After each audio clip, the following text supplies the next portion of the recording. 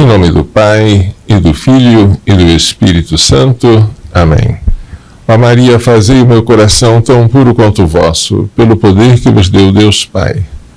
Ave Maria, cheia de graça, o Senhor é convosco, bendita sois vós entre as mulheres, e bendito é o fruto do vosso ventre, Jesus. Santa Maria, Mãe de Deus, rogai por nós, pecadores, agora e na hora da nossa morte. Amém. Pela sabedoria que vos deu Deus Filho, Ave Maria, cheia de graça, o Senhor é convosco, bendita sois vós entre as mulheres, e bendito é o fruto do vosso ventre, Jesus. Santa Maria, Mãe de Deus, rogai por nós, pecadores, agora e na hora da nossa morte. Amém.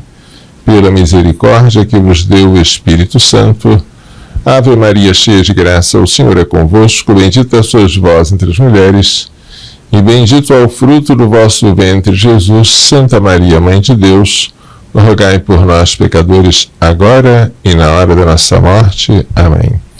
Em nome do Pai, do Filho e do Espírito Santo. Amém.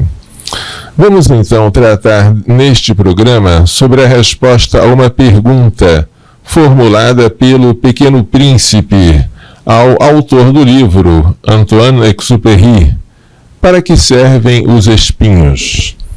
Esta pergunta encontra-se no capítulo 7. Para que servem os espinhos? E o autor do livro, dialogando com o Pequeno Príncipe, responde qualquer coisa. Os espinhos não servem para nada. É pura maldade das flores. O Pequeno Príncipe não se conforma com esta resposta e começa a chorar. E o autor, então, é obrigado a deixar de lado o avião que ele queria consertar para acalentar o Pequeno Príncipe. Mas a pergunta também é nossa: para que servem os espinhos? Os espinhos, diz a Bíblia, surgiram com o pecado original. Quando Adão pecou, o Senhor disse: porque ouviste a voz da tua mulher, e comeste do fruto da árvore que te proibi comer, maldita seja a terra por tua causa. Ela te produzirá espinhos e abrolhos.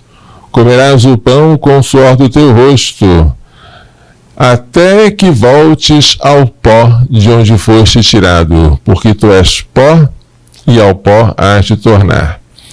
Espinhos e abrolhos é aquilo que a terra vai produzir por causa do pecado do homem. Mas a pergunta é: para que servem os espinhos?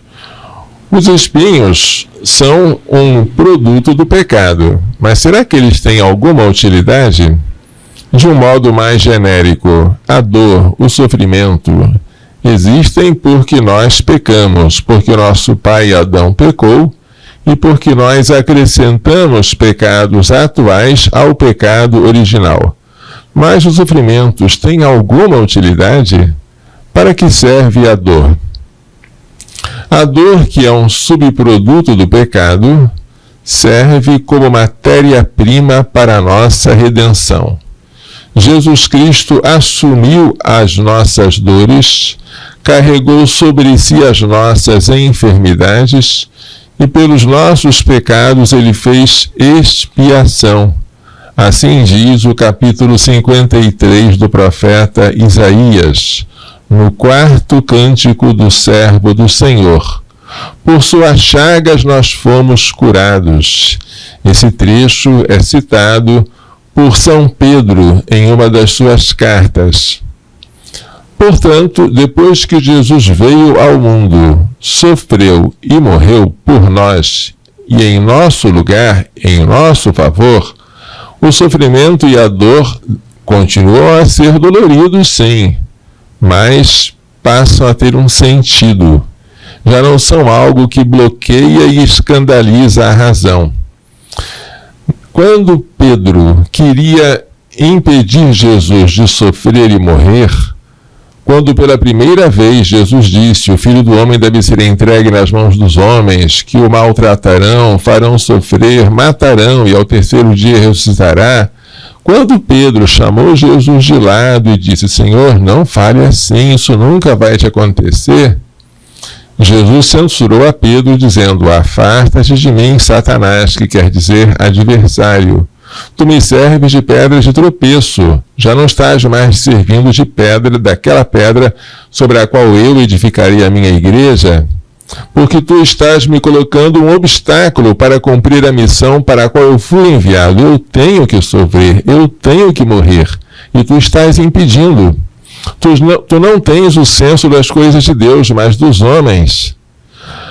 E nós, quando não entendemos o valor da dor e o valor do sofrimento e o valor da morte, também falamos como os homens, mas não temos o senso das coisas de Deus. Quando você começa a falar sobre a sua morte e alguém diz, não fala em morte não, vamos falar de outras coisas. Quando você começa a falar da sua doença, da doença presente, da doença possível, da doença futura, e alguém diz, não fala sobre isso não, tal pessoa não tem o senso das coisas de Deus. Pensa como os homens. Os homens fogem do sofrimento, evitam falar nele, postergam ao máximo possível, mas Jesus não pensa assim.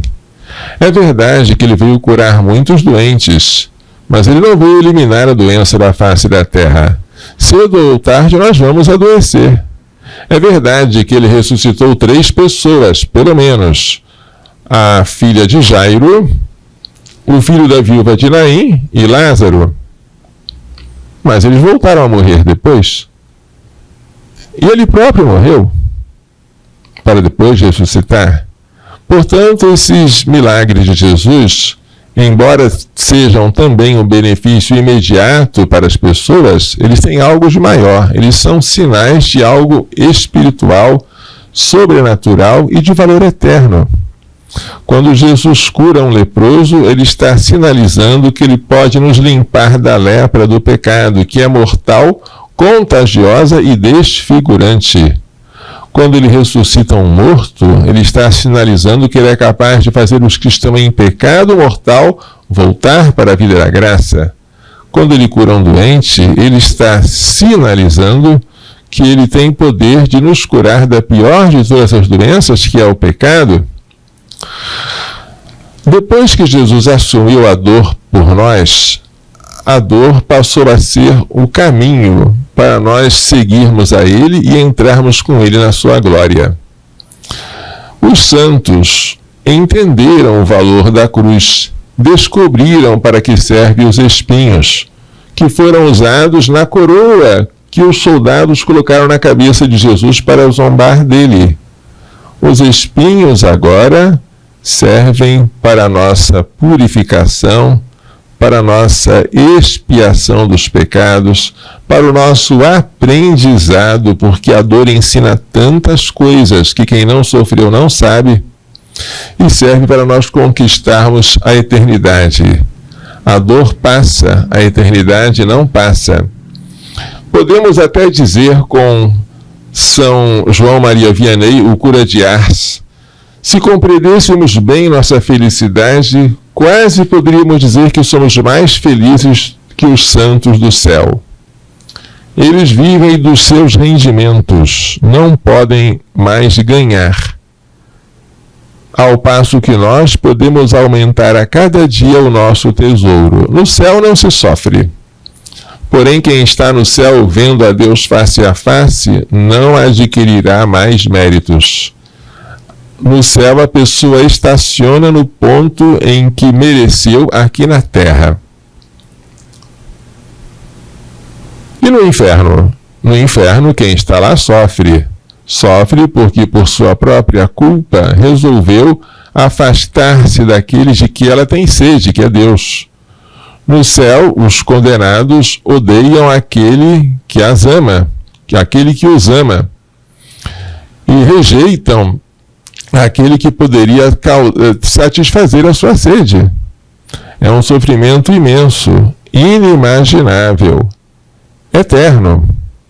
Mas este sofrimento não tem utilidade. Serve apenas como castigo, mas não serve como expiação nem purificação. E no purgatório? No purgatório sofre-se, mas o sofrimento não serve como satisfação pelos nossos pecados. Serve como satispaixão. O que quer dizer isso? As almas do purgatório não merecem por estar sofrendo. Nós, quando sofremos, merecemos.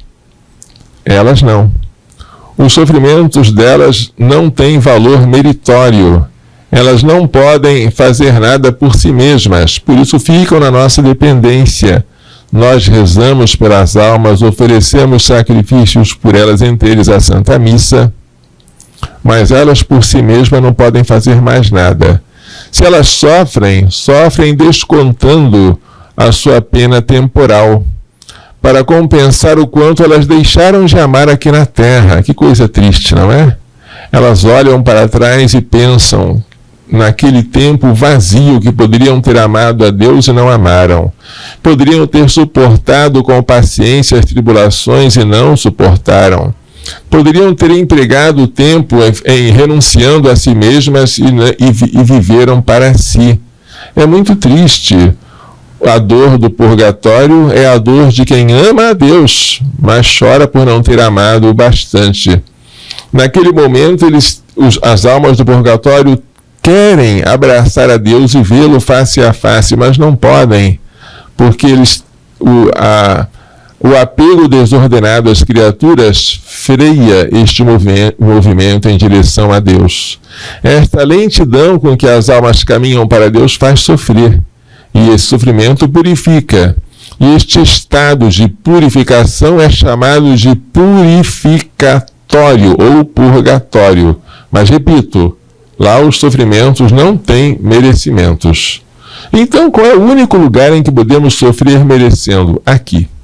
Só aqui na Terra, neste vale de lágrimas, em que os mortais loucamente resmungam, choram, porque estão sofrendo, só aqui o sofrimento tem valor sobrenatural. Que coisa, hein?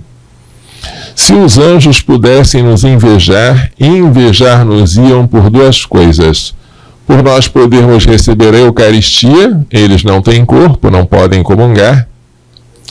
E por nós podermos sofrer, eles não têm corpo, não podem padecer. Mas nós podemos, pelas nossas dores, unir-nos aos sofrimentos de Cristo pela redenção do mundo, que é um privilégio. Os anjos, espíritos bem-aventurados, não têm isso. Que coisa! O valor que a dor tem é de tal modo grande que Santa Rosa de Lima, a primeira santa a ser canonizada no continente americano, padroeira da América Latina, diz: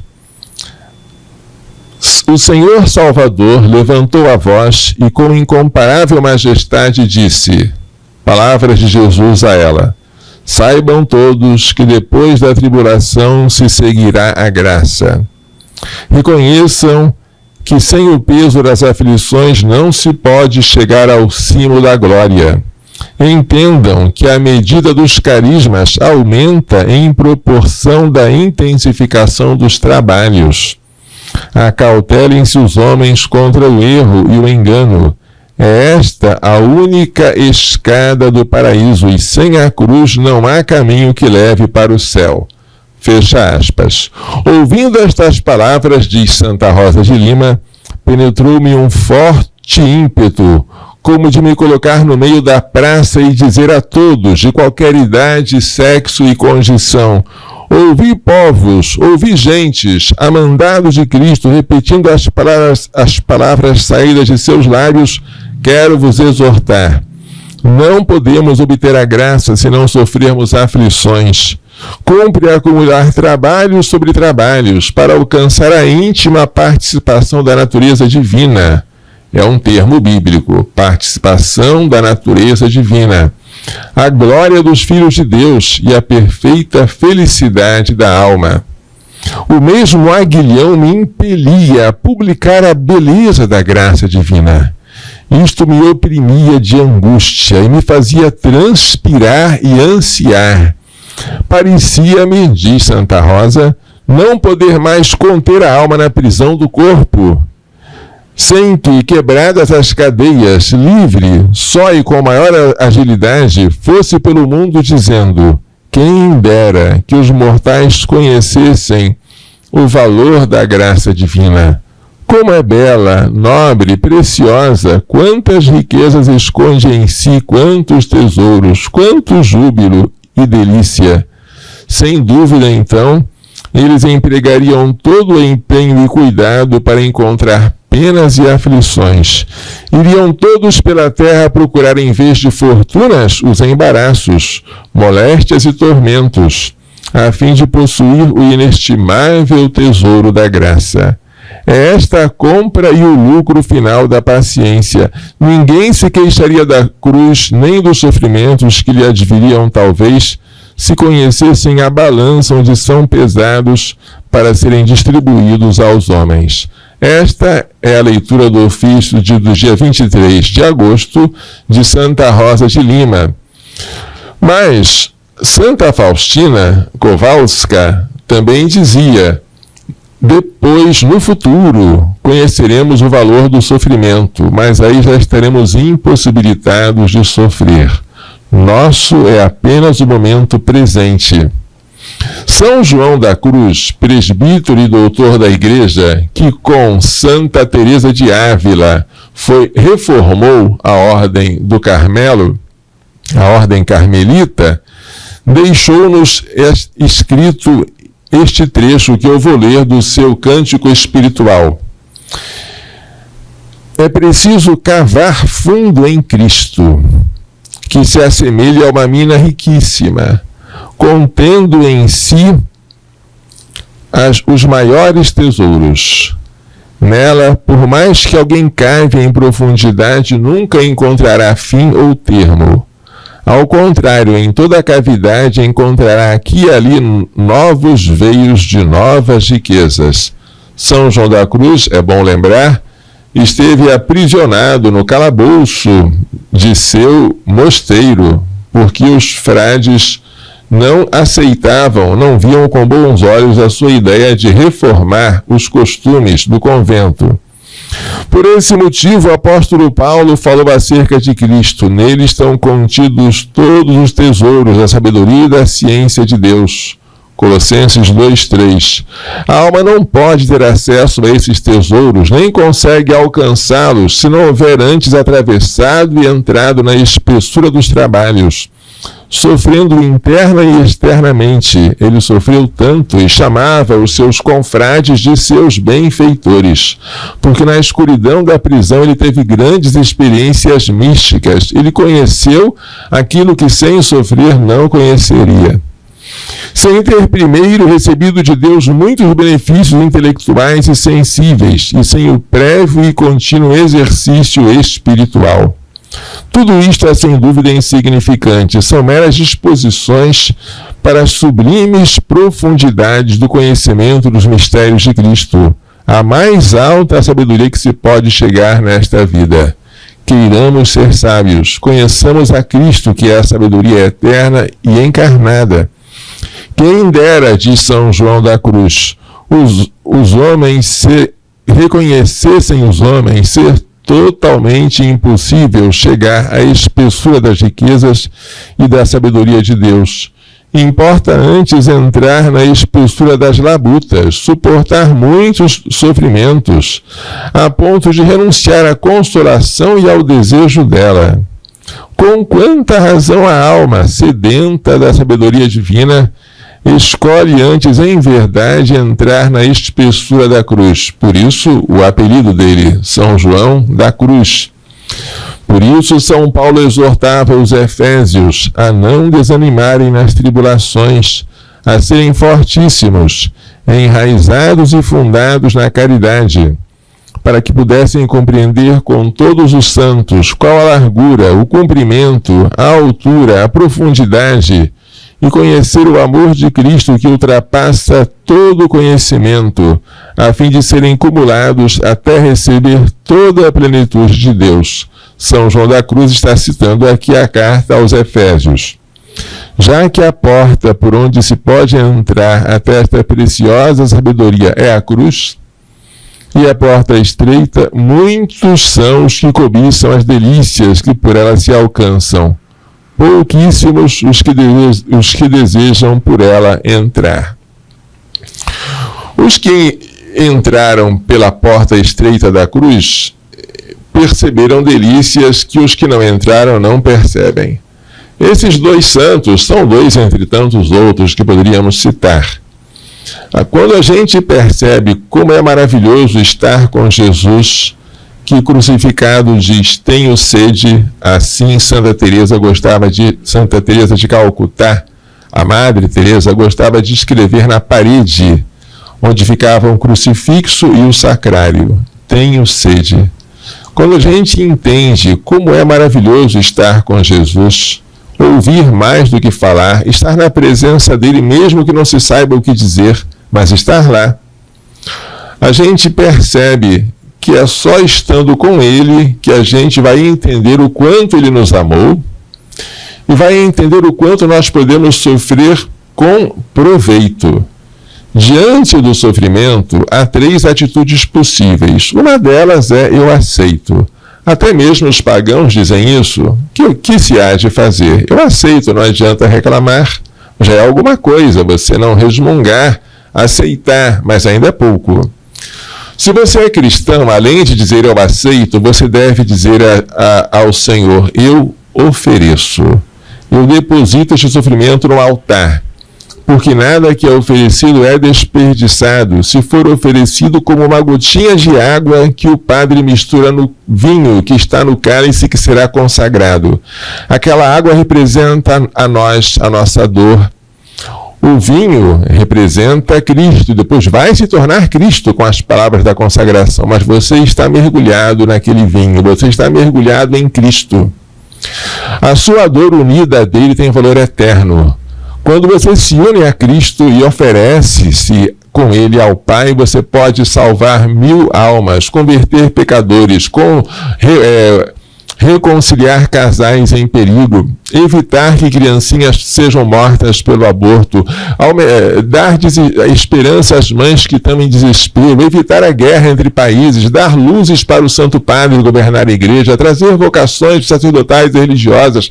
O seu sofrimento, ele tem 1000 utilidades. Se você oferecer, nada do que é oferecido é desperdiçado.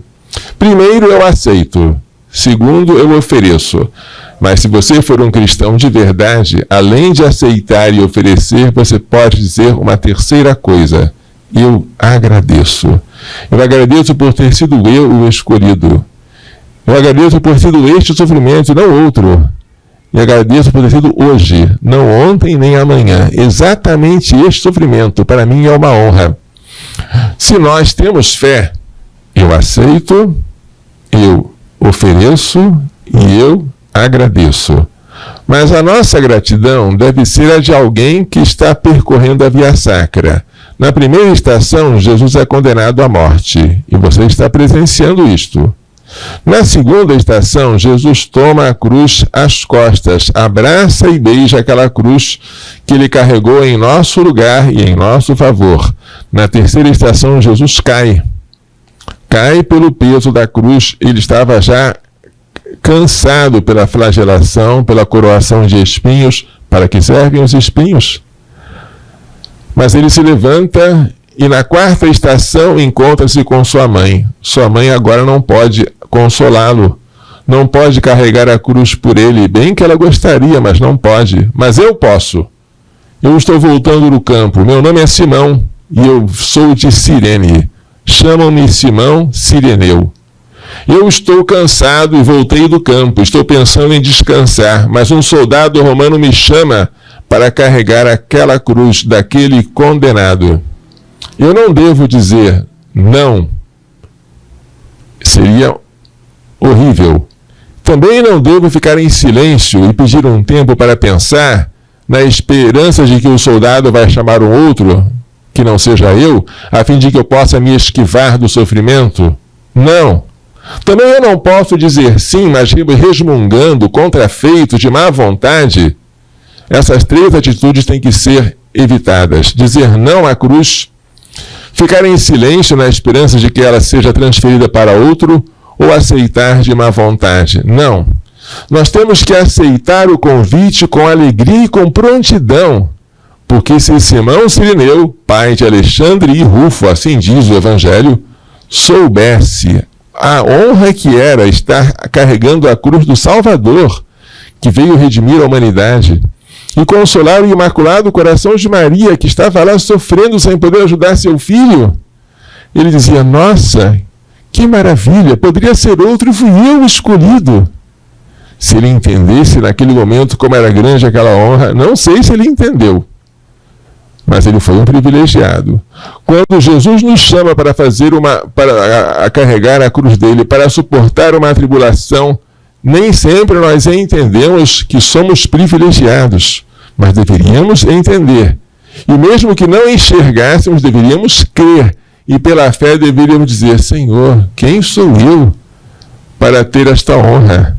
Mas já que tu me escolheste a mim e não a outro, escolheste hoje, não ontem nem amanhã, escolheste esta dor e não aquela que eu tinha pensado, muito obrigado. Eu aceito, eu ofereço e eu agradeço. É para isso que servem os espinhos. Para a salvação do mundo, para a glorificação de Deus, para a expiação dos meus pecados e os do mundo inteiro, para a conversão de muitos pecadores, para impedir que a maldição do aborto caia sobre o nosso país, como já caiu na nossa vizinha Argentina. Quem trabalha pelo reino de Deus faz muito. Quem reza faz mais. Quem sofre faz tudo. Tais palavras foram ditas por um bispo que estava sendo perseguido em um país comunista. Trabalhar pelo reino de Deus é muito. Rezar é mais do que trabalhar. E sofrer, nas palavras daquele bispo, é tudo. Foi sofrendo quando Jesus não tinha nem mais condições de fazer longas orações. Ele fazia orações curtíssimas, né? Pai, perdoa-lhes, eles não sabem o que fazem. Foi sofrendo naquele momento em que ele não tinha mais condições de trabalhar, mas podia sofrer. Foi sofrendo que ele mereceu tantas e tantas graças para a nossa redenção. Então, se você está ouvindo este programa e diz: Padre, eu queria tanto ajudar, mas eu não posso. Você pode rezar? Quase eu não consigo nem rezar, Padre. Eu estou doente, mas você pode sofrer? Se você pode sofrer, parabéns pelo seu privilégio de estar associado com Cristo à cruz. Diga com São Paulo: com Cristo estou pregado na cruz. Já não sou mais eu que vivo, é Cristo que vive em mim. Não desperdice esta dor, porque é uma dor salvífica, e Deus não nos envia sofrimentos à toa. Ele tem alguma utilidade para nós e para os outros. Sejamos sábios de aproveitar cada instante para sofrer com proveito sobrenatural para toda a Igreja, completando em nossa carne, como dizia São Paulo aos Colossenses, o que falta das tribulações de Cristo pelo seu corpo, que é a Igreja. Afinal, nós somos membros de uma cabeça, que é Jesus, coroada de espinhos. Para que servem os espinhos? O Senhor esteja convosco. Pela imposição de minhas mãos sacerdotais e pela invocação da minha aventurada sempre Virgem Maria, de São José, seu castíssimo esposo, de São Luís Gonzaga, de São Luís Maria Grão de Montfort, de Santa Ana Beretta Mola, de São João Paulo II, de São Miguel, São Gabriel, São Rafael, de todos os anjos e santos, abençoe-vos, proteja-vos e guarde-vos com toda a bênção no céu e da terra, Deus Todo-Poderoso, Pai, Filho e Espírito Santo. Amém. Coração Imaculado de Maria, livrai-nos da maldição do aborto.